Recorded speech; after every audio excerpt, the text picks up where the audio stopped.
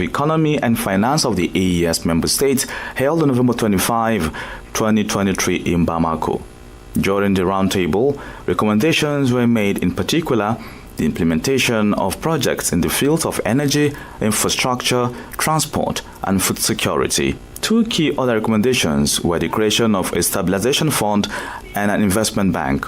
However, the fragile security and weak economies of these countries have regional financial experts cast doubt upon the feasibility of this project. Mali's transitional president, Assimi Goïta, Army Chief Assimi Goïta is expected to chair tomorrow's meeting. Abdullahi Hassan with that report. ECOWAS mission in the Gambia, ECOMIG, has a new commander who will lead the regional troops in the country.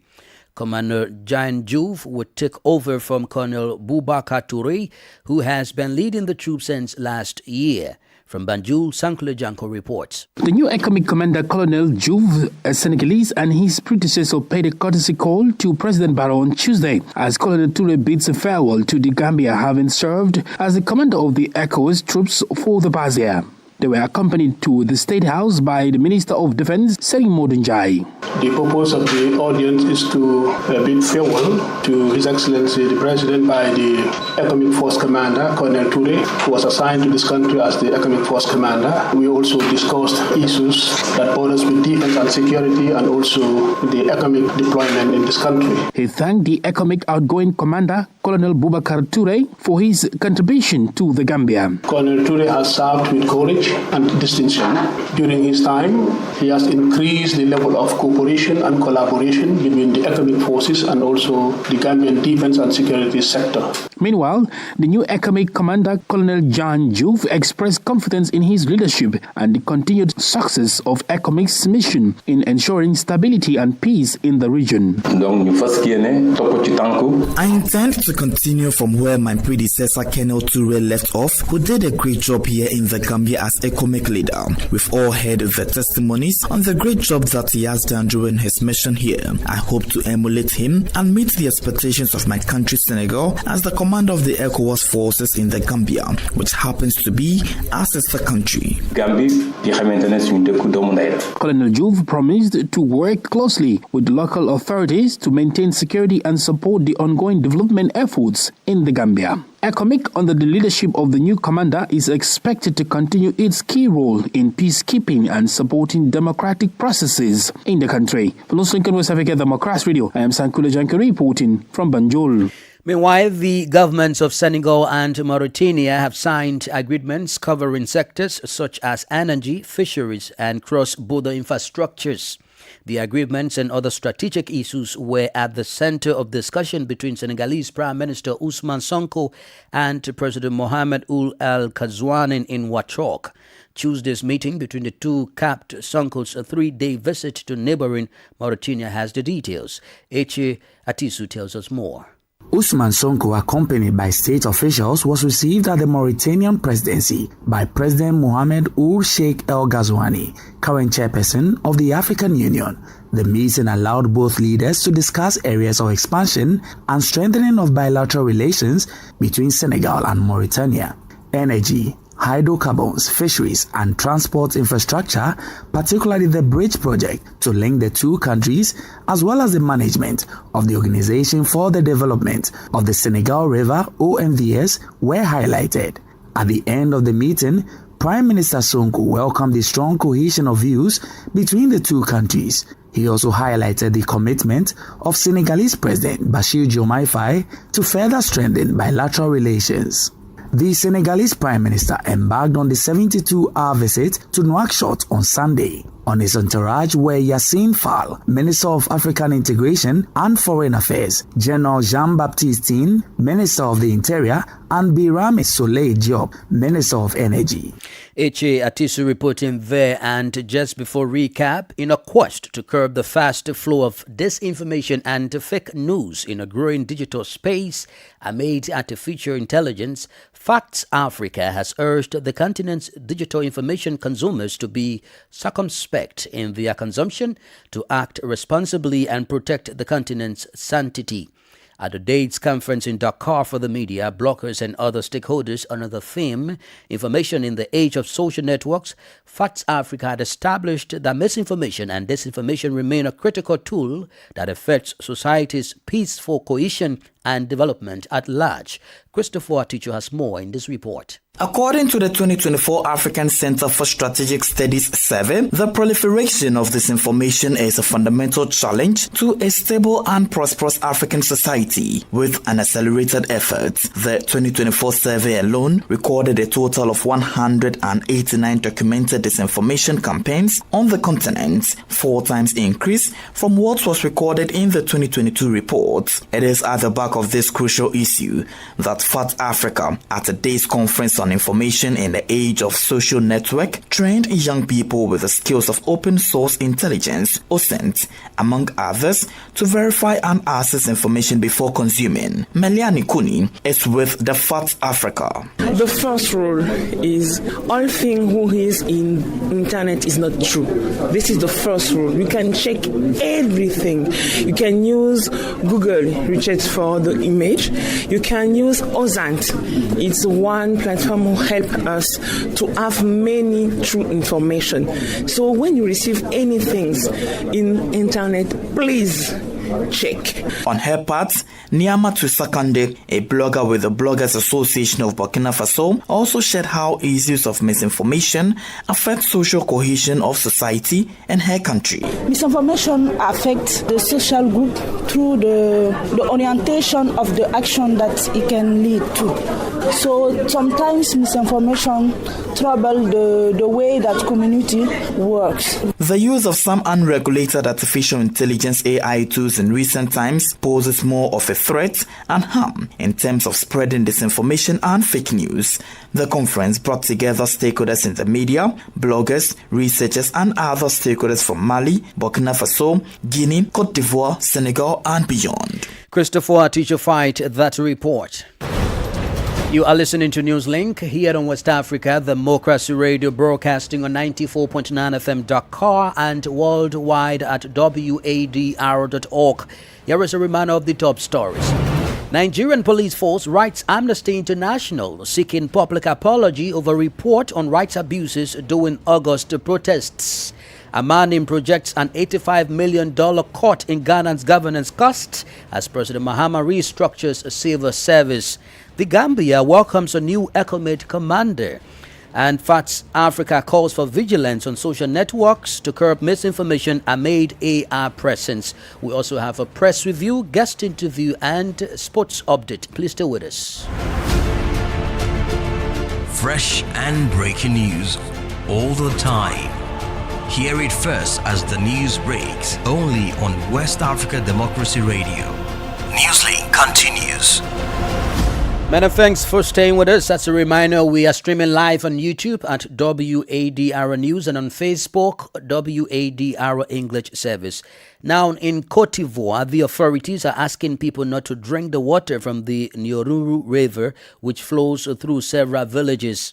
These villages are located in the Lakota department in the southwest of the country. Francis Boniface has the details in this report. In a press release, the sub-prefect of the locality of Nyambezaria Lakota in the southwest of the country states that the many species of fish in the Nyoruru River have recently died. The ecological hazard is the direct dumping of toxic water by unknown persons in a section of the river. Sub-Prefect Marius Beira is therefore calling on the population not to consume the water from this river, let alone any fish products from it. He urges residents to exercise caution, pending the results of analysis currently being carried out by the relevant department in Abidjan. The sub-prefect also invites the chiefs of the villages crossed by the river as well as community leaders to step up their efforts to raise public awareness on the issue. As a reminder, in May 2024, organic pollution caused the death of 2.6 tons of fish in the Bietri Lagoon, not far from Abidjan. Francis Boniface reporting there. This is the newspaper review. Stay abreast and find out what the top stories are in your country. This is the newspaper review. The newspaper review. Let's return to the Gambian capital Banjul and read John Sankule Janko for the press review. Let's go straight to business and start with the Standard newspaper. And the Standard newspaper's lead story today reads, Accountant General gives Assembly details of suspected fraudulent cases across government. That's the lead story on the Standard newspaper. And still with the National Assembly and issues, this one reads, FPAC, government fails to provide update on NDMA's unaccounted $137 million. This other one reads, PIU, that is Police Intervention Unit officer, shot as armed robbers attack Farafenye petrol station. Public demand update on case of policeman who stripped couple naked. Interpol arrest 200 illegal miners in Gambia, other countries, according to this report. Still with the Standard newspaper, this one reads, alleged PIU shooter resumes testimony with startling revelations. Let's move on to the Point newspaper for today. And the lead story on the Point newspaper reads, alleged PIU shooter refutes government spokesperson's statement in newspapers. The alleged PIU shooter is Usman Boja, who is accused of shooting 3 police officers, 2 of whom passed away. Let's take a look at this one, and it reads, please to reinforce order to clear public highways and streets. That's another story on the Point newspaper. KMC spends over 7 million on monthly waste collection, according to the CEO. And this other one reads, Bissau President hails Bansang Khalifa, expresses ties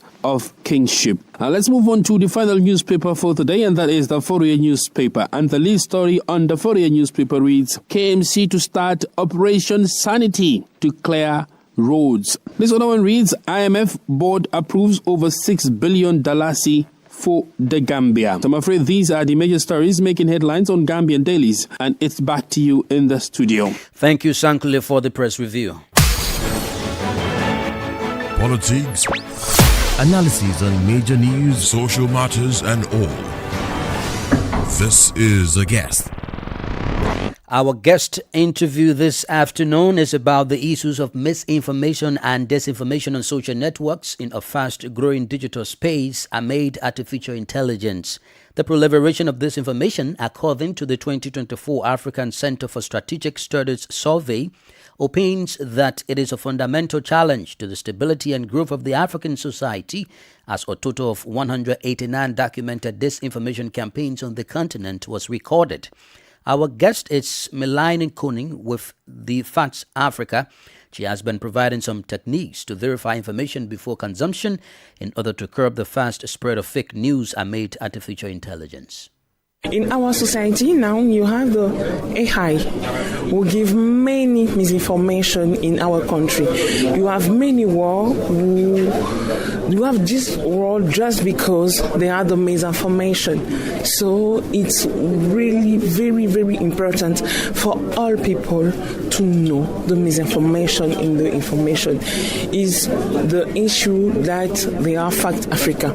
Fact Africa become to help people to try to do the best and to have the best information. Issues of misinformation is really growing on the internet, i.e. on all social media platforms. What should be some of the techniques that the public should be aware of so that the public will be able to decipher or identify accurate information from that of a misinformation? The first rule is all thing who is in internet is not true. This is the first rule. You can check everything. You can use Google research for the image. You can use OSIWA. It's one platform who help us to have many true information. So when you receive anything in internet, please check. So the question is, how do they check? Because it is still the same internet that you're going to. If it is Google, Google is not on the same internet. You can use Google Research for the image, for example, and you can use OSIWA. OSIWA helps every people to check the information. If you don't know, you just put it in the word. OSIWA is the platform who can help us to check the information. What are some of the challenges that Fact Africa faces in its operations, i.e. in terms of trying its best to really sanctify the public space of misinformation? The challenge of Facts Africa is to help everyone to know the best information. You know that in our country, in Africa, I can say it because there are many countries in Fact Africa, you have many misinformation in information. So Fact Africa challenge is to help everyone to know the truth. It's not easy to make it because in one country they have the rule who catch the journalists, the fact checker, the blogger, so they can't say the truth in their country. But if you have Fact Africa, in Fact Africa, you can have many true information. Okay. Finally, before you take leave of me, please, all of these social media platforms, one way or the other, are made by the Western people, or Facebook, Instagram, TikTok, they are all not African-owned social media platforms. Do you think that it is high time Africa develops its own app that the true story of the African is well represented on this app? They have the apps for the African people, but they don't know this app. You can have if you go to Joko Labs, you can have the apps for the African who made it to help the people, to have the network, to have many things. You can have a platform like JobLink to help people. This platform is come from an African and Ivorian people who make it, but they don't have many communication about it. It's a war of the communication. Melanie Kone is with Fact Africa. Now, in the world of sports, the Confederation of African Football CAF announces the postponement of the Total Energies CAF African Nations Championship 2024 to August 2025. Good progress has been made in Kenya, Tanzania, and Uganda with the construction and upgrading of stadiums, training fields, hotels, hospitals, and other infrastructure and facilities for the hosting of a successful Total Energies African Nations Championship 2024. However, the CAF technical and infrastructure experts, some of whom have been based in Kenya, Tanzania, and Uganda, have advised to CAF that more time is required to ensure that the infrastructure and facilities are at the levels necessary for hosting a successful Total Energies African Nations Championship 2024. CAF is conducting the draw of the Total Energies CAF African Nations Championship 2024 this Wednesday in Nairobi. The exact date in August 2025 of the commencement of the championship will be announced by CAF in due course. With that, we've come to the end of this edition of Newslink here on West Africa Democracy Radio, broadcasting from Dakar, Senegal. Thank you for listening, and many thanks to Mustafa Sek and Sheikh Njai for the technical support. Do interact with us via our social media platforms, X, formerly Twitter, Instagram at WADR News, and on Facebook, WADR English Service. Coming up at the bottom of the hour is our flagship gender program, 50/50. I am Augustine Cully. Good afternoon. And many thanks to you for listening to Newslink via Hot 104.3 FM, New Me FM 94.0, Hilltop Radio.